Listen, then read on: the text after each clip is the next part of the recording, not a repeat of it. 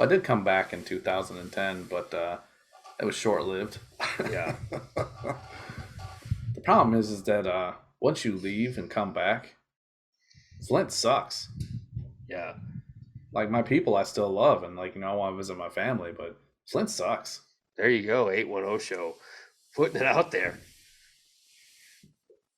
Let me elaborate.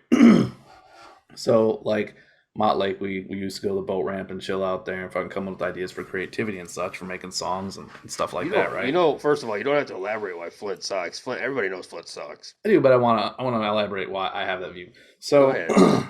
like we would go there all the time, and like before I moved out of Michigan, that was the biggest fucking place ever. Like the grand scale of it, it was like the ocean to me, right? I look out across the boat ramp, fucking, and it's the ocean out there past the boat ramp until the other side where there are trees and shit. So like, it was very large to me. It was very big, and like that was the biggest place ever. Like I couldn't think of like the world being such a tiny little motherfucker. It is. But I went to Nevada and I drove there, and it took 2 days flat. And I hated the desert. Desert sucks. The only fun I had out there is I met some cool people, and I still have a couple of boys to this day from there, Ventura and Niles. I still talk to regularly, and every now and then I talk to Jeremy and Nick. And sometimes, excuse me, sometimes I still talk to Shakira occasionally, like back and forth about memes and shit. But I had a good time out there, ATVing and stuff. But like it wasn't home. I kept pining for the Great Lakes state. So came back 2010. Yep. Yeah, it's 2010. And I came back with no fucking plan, zero fucking plan. I just said I'm going home. We had just started our 30s. Yeah, I just said no, I'm going home. I'm not doing this. So like I was like I had no plan. I called you like on the drive, and I stayed at your house on the couch for a bit, like I think 2 weeks, and then I stayed with my uncle for about 2 months, and then I ended up with Casper for about 4 months maybe, and then I stayed with my grandma until I got the house. But I think it was when I had the house is when no, actually it was when I was still living with Casper. We went to the boat ramp, Mm-hmm. and it was during the day, and I looked around and I was like, "What in the fuck? Did a nuke drop in this son of a bitch?" Because it just looked terrible, like fucking terrible. It was the smallest place ever. Like it was probably like 10 car lengths from side to side. And I'm sure it's probably no deeper than like 40 feet in the center. Mm-hmm. But like, it's just the perspective of it is fucking tiny. Because you finally saw it in the daytime, really. Well, I've seen it in the daytime before. My grandma used to live down the street in Genesee down there, off of was that Bristol? No, Everything not just Bristol, hit at Genesee. once here. But and I realized, oh shit, traveling fucked up my perspective. Like I now know that it only takes 2 days to go almost across the entire fucking country. Yeah. So like it's not as big as I thought it was. I thought it was like this huge fucking place, and we're just fucking ants on a gumball. So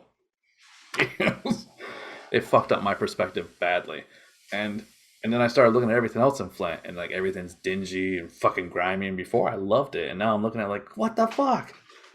No one's gonna want to live here. Isn't that's poetic? You had to leave to really gain perspective. I did, everything and around you. unfortunately, it ruined how I seen it. Obviously, I don't think it ruined it. It just opened your eyes to what it And had now- become. it was that when we were there, though. It hadn't become that. Not always that way. I mean, when we grew Oh, up, it was things, absolutely that way. As soon things as were- GM fucking was it Buick City, as soon Yeah, as but the think car of how plant much shut, like it was that bad. You're not, like I said, it's been a gradual. When we were growing up, we still saw it's like afterlife. It's like when the head still's off, but its body's still rolling around. To a degree. Nowadays, especially when you see the plaza soon, when you go look at 2022, every single store is pretty much filled in the plaza. And now you I got plan on getting footage of it. Yes.